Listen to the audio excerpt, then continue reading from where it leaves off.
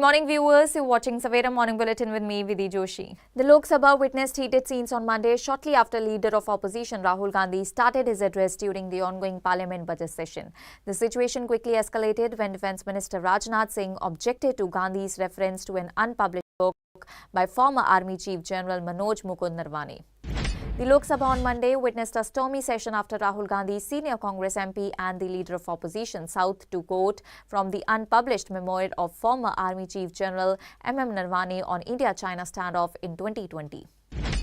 Defending the preventive detention of Sonam Wangchuk before the Supreme Court, the centre said on Monday that the Ladakh-based social activist wanted to provoke the Gen Z and pose serious threat to national security. The government even argued that Wangchuk wanted to create a situation in the Union Territory similar to that in Nepal and Bangladesh. Globally acclaimed spiritual leader, the Dalai Lama, who has won his first Grammy Award for Best Audiobook, Narration and Storytelling Recording, the Nobel Peace Laureate competed against Milli Vanilli's Fab Morvan, U.S. Supreme Court Justice Ketanji Brown, Jackson show host Trevor Noah and actress Kathy Grover.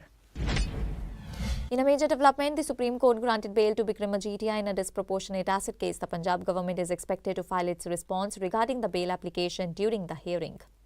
The Bharatiya Janata Party has initiated the process to elect the Chief Minister in Manipur. Saffron Party's National General Secretary Tarun Chugh has been appointed as the central observer to oversee the process of the appointment of the Legislative Party leader. West Bengal Chief Minister Mamata Banerjee met families affected by the Special Intensive Revision at Banga Bhavan in the national capital on Monday while alleging a politically driven attempt to suppress voters in Bengal.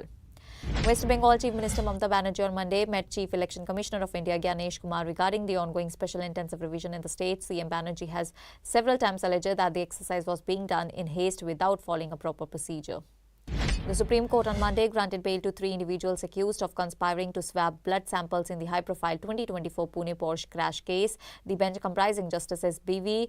Nagratna and Ujjal Bhuyan ordered the release of Aditya Avinash Sood, Ashish Satish Mittal and Amar Santosh Gaikwad, primarily citing their prolonged incarceration over 18 months without the commencement of a trial.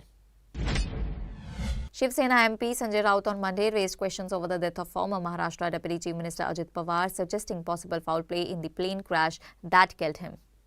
Air India on Monday admitted a possible defect in the fuel switch of its Boeing 787-8 aircraft flying on the London to Bengaluru route and said that it had now granted the aircraft. The fault brings back memories of the June 12 plane crash of Air India Flight 171 from Ahmedabad to London that resulted in 260 deaths. A Bangladesh local court on Monday sentenced exiled Prime Minister Sheikh Hasina to 10 years in jail in 2 separate corruption cases related to the alleged irregularities in allocations of land in a government housing project. Trevor Noah, who hosted the 68th Grammy Awards, found himself at the center of a political backlash after taking a jibe at US President Donald Trump during the ceremony.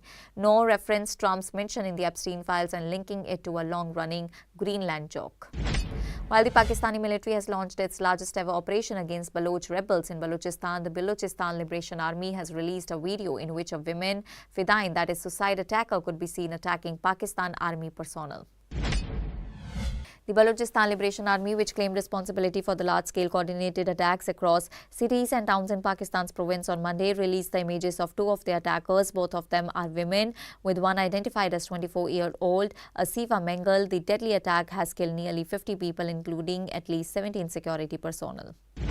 Israel on Sunday announced that it has partially reopened the Rafah border crossing connecting Gaza and Egypt in a limited pilot capacity, and this marks the first such move since Israel forces took control of the crossing in May last year. Amid escalating tensions between the US and Iran, Donald Trump said that he was hopeful that Iran would make a deal with Washington hours after Iranian Supreme Leader Ayatollah Ali Khamenei warned that any conflict initiated by the United States would turn into a regional war.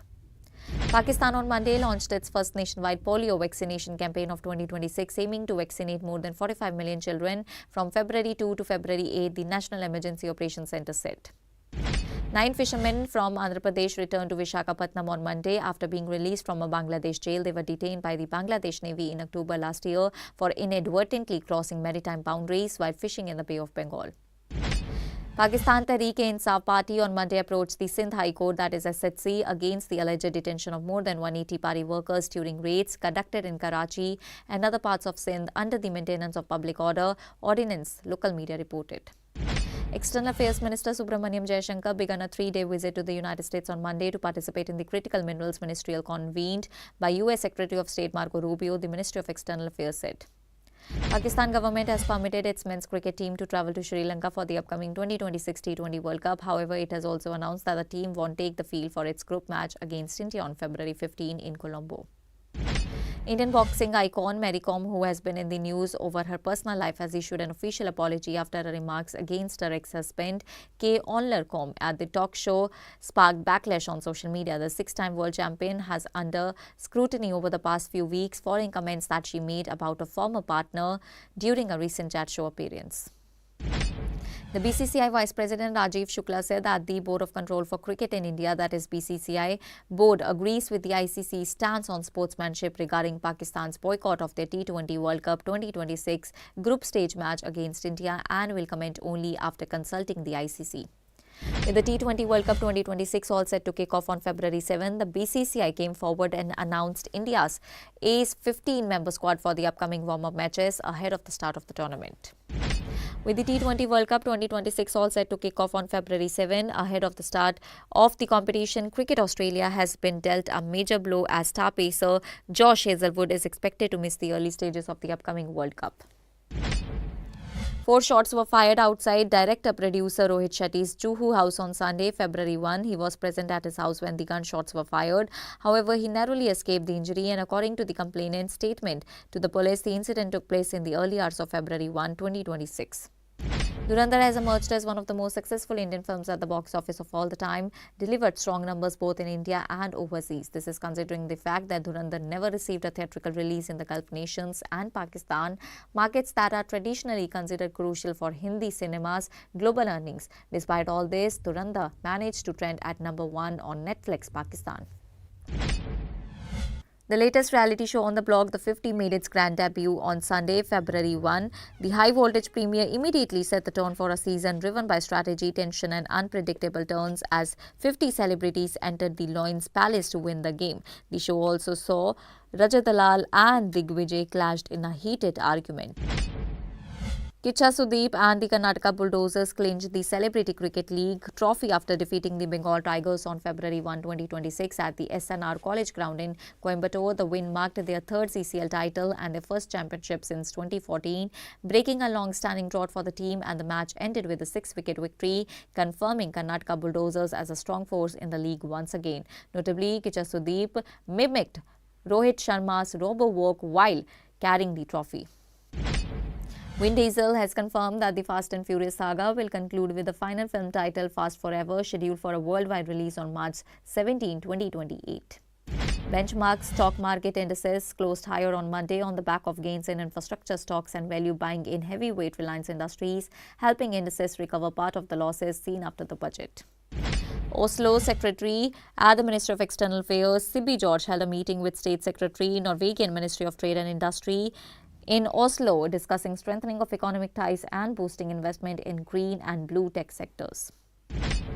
Affordable drugs, vaccines and diagnostics supported by domestic biomanufacturing would be a major social and economic support, especially for the middle class and vulnerable sections, said Union Minister of State for Science and Technology, Dr. Jitendra Singh.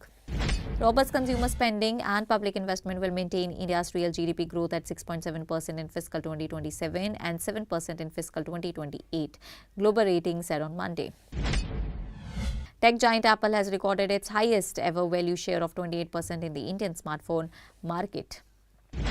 Discussions around Apple's foldable iPhone have been ongoing for quite some time, with tech enthusiasts eagerly awaiting the arrival of the much-rumored iPhone Fold. However, alongside Apple's book-style foldable phone, reports have also surfaced about a clamshell design foldable device expected to be called the iPhone Flip. Oracle could be preparing for one of the toughest phases in its recent history. A new report suggests that the software giant is planning to cut as many as 30,000 jobs as it looks for ways to pay for its massive push into the AI data centers. Tech billionaire Elon Musk is in spotlight again for wrong reasons. On Friday, after the U.S. Department of Justice released the latest set of the Epstein files, documents showed that Musk intended to visit the convicted sex offender Jeffrey Epstein's private island on 2 separate occasions. With Valentine's Day just days away, Apple has quietly rolled out festive offer on several of its popular products in India, and the discounts are now live on Apple's official India website and covers a wide range of devices including iPhone 17 series, MacBook Air, MacBook Pro, iPads, AirPods and Apple Watch models.